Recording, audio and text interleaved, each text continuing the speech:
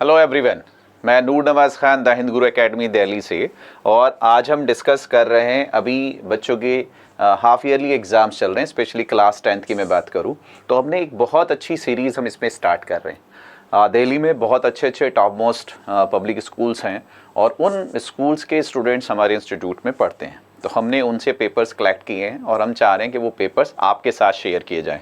Telegram channel पे भी आप उन पेपर्स को ले सकते हैं, वो आपके लिए एज ए सैम्पल पेपर्स और गेस्ट पेपर की तरह से काम कर सकते हैं। दूसरा, जो उसमें कुछ अच्छे क्वेश्चंस आते हैं वो मैं आपके साथ डिस्कस करूंगा और पूरा पेपर भी करूंगा। तो ये जो पेपर है ये Delhi public school Mathura road का पेपर है और इसमें कुछ अच्छे क्वेश्चंस, ठीक है, जिनको आप हॉट क्वेश्चंस कह सकते हैं, इंपॉर्टेंट क्वेश्चंस कह सकते हैं, वो क्वेश्चंस हैं।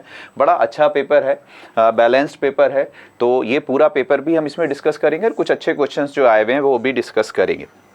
तो उससे क्या होगा कि आपको आइडिया हो जाएगा किस तरह के क्वेश्चंस एग्जाम से पूछे जा रहे हैं। और अच्छी बात यह है, आप इस एक्सपीरियंस का फ़ायदा उठाएं, क्योंकि इसमें इन स्कूल्स में बहुत ही एक्सपीरियंस टीचर्स होते हैं जो एग्जामिनर चेकर भी बनते हैं, पेपर चेक करने जाते हैं, पेपर सेटर्स भी होते हैं जो पेपर जिनके साइड बनाते हैं और वो आगे बोर्ड भी उनके क्वेश्चंस को लेता है। तो कुछ क्वेश्चंस हैं जो इस बार पेपर हुआ ये मथुरा रोड का, और उसमें मैंने सोचा कि आपके साथ डिस्कस कर दूँ और फिर हम इसके सारे क्वेश्चंस भी आपके साथ डिस्कस करेंगे। तो जैसे क्वेश्चन ये दिया हुआ है, ट्रिग्नोमेट्री का है, 1 मार्क्स के लिए है। फर्स्ट 20 क्वेश्चंस आपको पता है 1 मार्क्स के लिए आते हैं। तो हमारे पास क्या है कि sec a into sine A is equals to √3, then the value of cos a is equals to.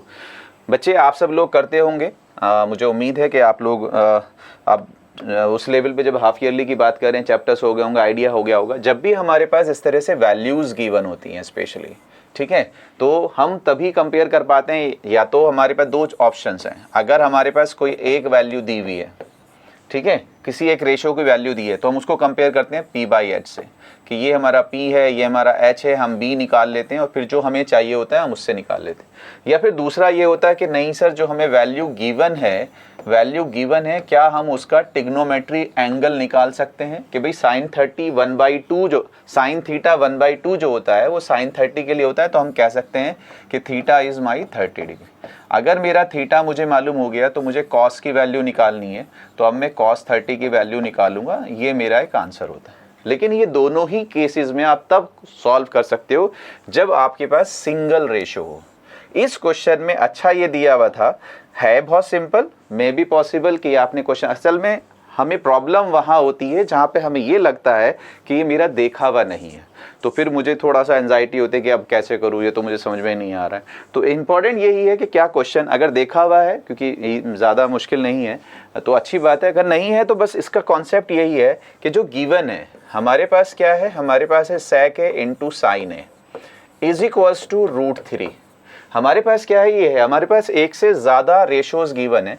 क्या हम इनको चेंज करके सिंगल एक रेशो बना सकते हैं, साइन, कॉस, टैन, कोसेक, सेक, कॉट? अगर बना सकते हैं तो फिर हमारा क्वेश्चन वहाँ चला जाएगा जो मैंने आपसे बताया। कभी कभी आपको इस तरह से भी दे सकता है 3 sin a is equals to 4 cos a, और मैं आपको इसी तरह से कहता हूँ कि एक ही क्वेश्चन से अलग अलग 4, 6, 10 क्वेश्चन की आपकी प्रैक्टिस हो जाए तो मज़ेदार बात है, एक ही उस पर क्वेश्चन पे बेस्ड। तो अगर हमारे पास इस तरह से है तो हम क्या करते हैं कि भाई रेशो को हम एक साइड कर लेते हैं, नंबर्स को एक साइड कर लेते हैं, वैल्यूज़ को। तो हम कह सकते हैं sin a by cos a is equals to 4/3, ये हम कर लेते हैं। अब हम सोच सकते हैं sin a cos a tan होता है, तो tan हमारा हो गया 4/3। अब हमारा क्वेश्चन स्टार्ट हो गया, क्योंकि हमारे पास एक रेशो है। अगर इसको हम टेबल में देख सकते हैं कि क्या इसकी टेबल में वैल्यू है, 10 की टेबल में जो हमारे पास 0, 30, 45, 60, 90 की वैल्यूज़ हैं। अगर नहीं है तो फिर p/b 10 होता है। अब हम h निकालेंगे और जो हमें निकालना है निकाल सकते हैं। तो ये होता है जब हमारे पास दोनों तरफ रेशो होती है। इस क्वेश्चन में ये भी नहीं दिया था कि दोनों तरफ रेशो हैं, तो फिर हमें क्या करना है? बात यही है कि कैसे स्टार्ट लें। अगर ये आपको आता है तो आपके लिए आसानी है। क्या हम इनको चेंज कर सकते हैं? ठीक है सर। अच्छा, ट्रिग्नोमेट्री जब सॉल्व करते हैं उसमें ज़्यादातर आपको अगर एक हिंट दिया हो कि जब कुछ समझ में ना आए तो कोशिश ये कीजिए क्या सारी रेशोज़ को साइन और कॉस में चेंज किया जा सकता है। तो आपके पास ये तो साइन है, साइन ही रहने दीजिए। क्या हम सेक को 1/cos a लिख सकते हैं? तो ये हमारे पास आ गया। अब जो आया उसके ऊपर ऑब्जर्व करना होता है कि अब क्या आया है। क्या साइन बाई कॉस कुछ होता है? आप कहेंगे tan होता है। तो ये एक अच्छा क्वेश्चन था।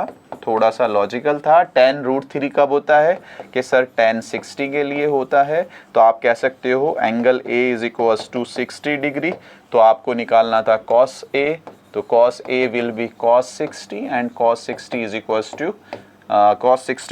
टू 1/2।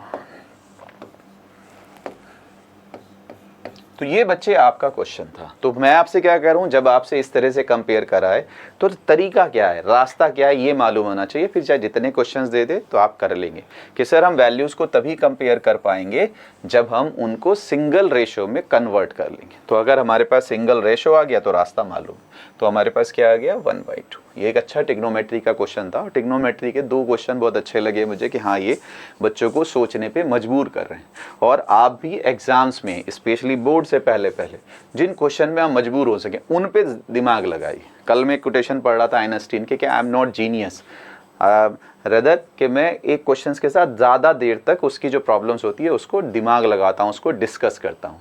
तो आप भी जो क्विट करने वाला है कि अगर क्वेश्चन नहीं हो रहा उसे छोड़ के चल दें, उससे अच्छा है उसमें और ज़्यादा ध्यान ले, क्यों नहीं हो रहा मुझसे, क्या मुझे इस चैप्टर के इस टॉपिक के सारे कॉन्सेप्ट्स आते हैं, और अगर आते हैं तो मुझसे ये क्वेश्चन ज़रूर सॉल्व हो जाएगा, मैं 1-2 बार और ट्राई कर लें। इस कॉन्फिडेंस के साथ आप लगेंगे, आपको ज़रूर क्वेश्चन का सॉल्यूशन मिलेगा।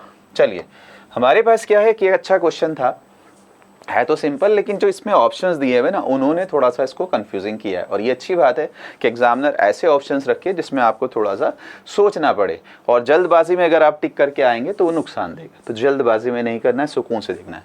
और क्वेश्चंस को मैं हमेशा कहता हूँ कि सॉल्यूशन बाद में, क्वेश्चंस को अंडरस्टैंड पहले करिए सुकून के साथ। देखिए हमसे क्या कह रहा है, हमसे कह रहा है if in the given figure, ये हमारे पास फिगर है, O is the point of intersection of 2 codes AB and CD। ये हमारे पास AB कोड है और ये हमारे पास CD कोड है, और ये इसका इंटरसेक्शन है O। और हमारे पास क्या है, OB is equals to OD given है, दिस इक्वल्स टू दिस। ठीक है सर, ये हमसे कह रहा है AC क्लियर है, AC is parallel to BD, और ये हमारे पास AC BD के पैरेलल है। Clear, then the triangles OAC and ODB are. अच्छा, अच्छी बात यह है कि यहाँ पे ये 45 डिग्री उसने गिवन है, ये वाला एंगल। तो अब हमसे कह रहा है OAC एंड ODB के बारे में आप क्या कह सकते हो, इस ट्राइंगल के और इस ट्राइंगल के बारे में आप क्या कह सकते हो। देखो जब हमारे पास ऐसा हो जाएगा तो आपको पता है ये वर्टिकली अपोजिट एंगल्स हो जाएगा। कुछ भी इक्वल ना दिया हो, कुछ भी पैरेलल ना दिया हो, उससे भी मुझे कोई फर्क नहीं पड़ता, लेकिन कम से कम इतना तो पता है angle in the same segments are equal. आप ये कह सकते थे ये वाला एंगल जो होगा ये इसके इक्वल हो जाएगा। आपको मालूम है जब एक आर्क यहाँ एंगल बना है और दूसरी आर्क यहाँ एंगल, सेम आर्क यहाँ एंगल बना है, तो angle in the same segments जो हमारे पास होते हैं वो सेम होते हैं। तो आप ये कह सकते थे ये इसके इक्वल है। ठीक है सर, और दूसरा आप इसको भी कह सकते, 2 एंगल इक्वल तो ट्राइंगल सिमिलर। तो हमसे यही कह रहा है कि भाई नॉट सिमिलर की तो बात ही नहीं है हो रही, नॉट सिमिलर की तो बात, ये नॉट सिमिलर दिया हुआ है, तो ऐसा नहीं है, ट्राइंगल्स हमारे क्या हैं, सिमिलर हैं। अब हमसे क्या कह रहा है, इक्विलेटरल कह रहा है, क्या कह रहा है, इक्विलेटरल। और यहाँ क्या कह रहा है, आइसोसेलेस। यहाँ पे ध्यान रखिए, आपको कुछ सोचना ही नहीं था। अगर एंगल 45 डिग्री हो जाए, भाई हमारे पास इक्विलेटरल ट्राइंगल तब होगा when all angles are 60 degree, all angles are 60 degree. यहाँ एक 45 हो गया तो इक्विलेटरल की कहानी भी खत्म हो गई। तो हमारे पास क्या बचता है, आइसोसेलेस एंड सिमिलर। आइसोसेलेस क्यों हो रहा है उसको देख लेते हैं, बस उसमें और कुछ ज़्यादा करना नहीं था। हमसे तो उसने पहले ही कह दिया था कि OB is equals to OD, OB is equals to OD। अगर ये इक्वल हैं हमारे पास तो ऑटोमेटिकली ये भी हमारे पास इक्वल हो जाएंगे, क्योंकि साइड्स का रेशो सेम होता है। ध्यान रखना, अगर यहाँ रेशो 1:1 हो रहा है तो यहाँ भी रेशो 1:1 ही होगा। अगर यहाँ रेशो 1:2 हो रहा है तो यहाँ भी रेशो 1:2 ही होगा। सिमिलर ट्राइंगल में आपने यही पढ़ा है, triangles are similar, ratio of sides are same, ध्यान रखिएगा। वैसे भी अगर मैं आपसे कह रहा हूँ कि भाई ये एंगल अगर x है तो ये एंगल भी x है, लेकिन आपसे कह रहा था दीज आर इक्वल, तो ये x है तो ये भी x है, और अगर ये x है तो ये भी x है। तो एंगल्स इक्वल तो opposite sides equal, angle equal opposite sides equal, ये भी आइसोसेलेस ये भी आइसो, तो सिमिलर एंड आइसोसेलेस। एक क्वेश्चन ये अच्छा था। हमारे पास क्या है, ये दिया हुआ था बहुत ही अच्छा क्वेश्चन, जो पहले ट्रिग्नोमेट्रिकल था उससे अच्छा लॉजिकल क्वेश्चन ये है कि sine theta plus cos theta is equals to √3। आपसे क्या कह रहा है, tan theta plus cot theta is equals to 1। ये आपको प्रूफ करना है, ये आपको क्या करना है, प्रूफ करना है। ये क्या है आपको गिवन। अब यहाँ पे ये ज़रा प्रॉब्लम है कि भाई मेरे पास है ये, मुझे जो प्रूफ करना है गिवन है ये। बच्चे यहाँ कंफ्यूज होते हैं। मैं आपसे कहता हूँ कंफ्यूज नहीं होना, चेक करना है कि मेरे पास है क्या। मेरे पास है ये, मुझे चाहिए ये, जो चाहिए उससे बात करते हैं, ये प्रूव करना है। तो अगर लेफ्ट हैंड साइड की बात करूँ तो मेरे पास आ गया tan theta plus cot theta is equals to 1। कोई फार्मूला नहीं होता। अभी जो मैंने आपसे कहा था टिग्नोमेट्री में जब कुछ समझ में ना आए तो कोशिश करिए क्या हम सबको साइन कॉस में चेंज कर सकते हैं। इस tan को मैं लिख सकता हूँ साइन अपॉन कॉस, इस कॉट को मैं लिख सकता हूँ कॉस अपॉन साइन। एलसीएम ले लीजिए, ये हो जाएगा cos theta into sine theta, sine into sine sine square theta, cos into cos cos square theta. ये हमारे पास आ गया sine square plus cos square आ गया 1 upon sine theta cos theta. तो मुझे यहाँ ये वैल्यू आके रुक गई। आपसे कह रहा था कि प्रूफ करो इज इक्वल्स टू 1। मेरे पास इसकी वैल्यू नहीं है। अगर साइन थीटा कॉस थीटा की वैल्यू आ जाए तो मैं यहाँ रख दूँ। मेरे पास sine theta into cos theta की वैल्यू नहीं है, but sine theta plus cos theta की वैल्यू गिवन है। अब हम क्या करें कि मेरे पास साइन थीटा कॉस थीटा की वैल्यू आ जाए। क्या यहाँ से हम कुछ कर सकते हैं? क्या हम थीटा की वैल्यू निकाल सकते हैं? नहीं निकल रहा है। ठीक है, जब कुछ समझ में नहीं आ रहा ज़रा कोशिश करके देखिए क्या मेरे पास ये इंटू है a इंटू बी, ये कब आ सकता है? सर ये आ सकता है अगर मैं इसका होल स्क्वायर करूँ। ज़रा चेक करिए, अगर मैं इसका बच्चे स्क्वायर कर दूँ स्क्वायर, तो ये हो जाएगा a square plus B square plus 2ab is equals to 3। Sine square theta plus cos square theta 1 होता है, इधर जाके 2 रह जाएगा। तो 2 sign theta cos theta 3 minus 1 2 आ जाएगा, और 2 से 2 कैंसिल हो जाएगा। तो आपके पास क्या रह जाएगा? Sine theta cos theta is equals to 1।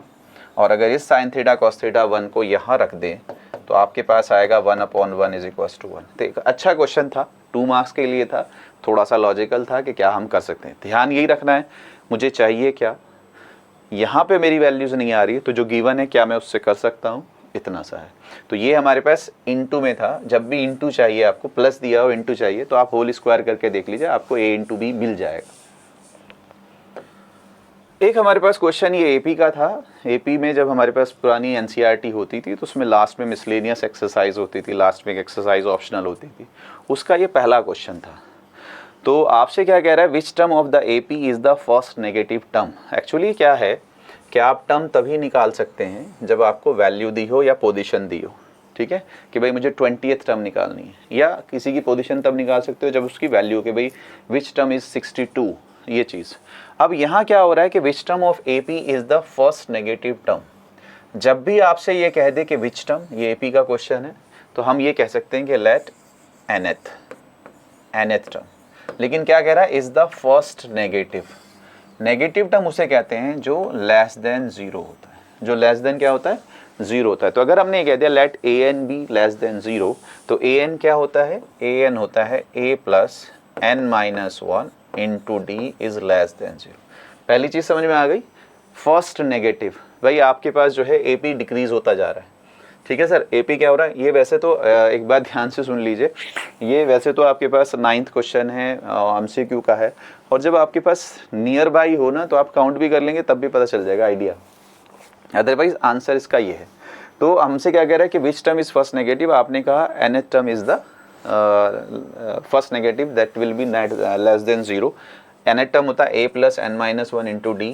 a मेरा है 45, n मुझे मालूम नहीं है, d मेरा है 41 माइनस 45 माइनस 4 लेस देन 0। आपके पास आएगा 45 minus 4n plus 4 less than 0। 45 plus 4 49 minus 4n less than 0। आपके पास आएगा 49 इज लेस देन 4n। ये मेरे पास आएगा। ध्यान से देख लीजिए, यहाँ पे आपको इस साइन के साथ एक चीज़ नहीं करनी है। अगर आपने इसको ऐसे लिख दिया कि -4n लेस देन -49, आपने 49 को इस साइड ले गया और वो माइनस में आ गया, और आपने माइनस से माइनस कैंसिल कर दिया, और n इज लेस देन 49/4, तो ये आपके पास आ जाएगा 16 समथिंग, ठीक है, 16.1। तो n is less than 16.1, n position है जो कि इंटीजर में होनी चाहिए, तो 16.1 से कम क्या होगा, ठीक है सर, इंटीजर 16 हो जाएगा, n इज इक्वल्स टू 16। तो यहाँ आपका 16 आ रहा है, ये गलत है। जब भी आपको माइनस को कैंसिल करना पड़ेगा दोनों साइड, तो ये डायरेक्शन चेंज हो जाना चाहिए था, ये डायरेक्शन आपका मोर देन हो जाना चाहिए था, मोर देन, ठीक है, तब हमारे पास होता है। ज़रा चेक करिए यहाँ पे, हमने कहा नहीं हम 4n को ले जाते हैं, तो अब हमारे पास क्या होगा 49/4n, अभी जो मैंने आपसे कहा 16.1 समथिंग, तो n more than 16.1, that is n is equals to 17। तो होता क्या है, जब भी इनइक्वलिटी का साइन होगा, तो अगर उसमें दोनों तरफ माइनस से मल्टीप्लाई करना पड़ रहा है, तो आपको ये डायरेक्शन चेंज कर देना चाहिए। इसलिए तो कोशिश ये रखनी है कि माइनस वाले को ही इधर ले जाएं और उसको सिंप्लीफाई करें। तो ये हमारे पास था n is equals to 17th term, और मैं आपसे क्या कहता, काउंट कर सकते हैं 45, 41, 37, 33, 29, ठीक है सर, 25, 21, 17 लाइक दिस। इस तरह से आप काउंट करते चले जाएंगे तो भी आपको पता चल जाएगा which term is our first negative term. तो ये हमारे पास कुछ क्वेश्चंस थे जो डीपीएस के क्वेश्चंस पेपर में थे, अच्छे क्वेश्चन। बाकी सारे क्वेश्चंस जो हैं वो कोई ज़्यादा टफ नहीं थे, रेगुलर क्वेश्चंस थे, तो आप सब बच्चे उन रेगुलर क्वेश्चंस को कर सकते हैं। तो इस तरह से हमारी कोशिश रहेगी कि हम आपको अलग अलग स्कूल्स के जो पेपर्स हैं वो आपको हम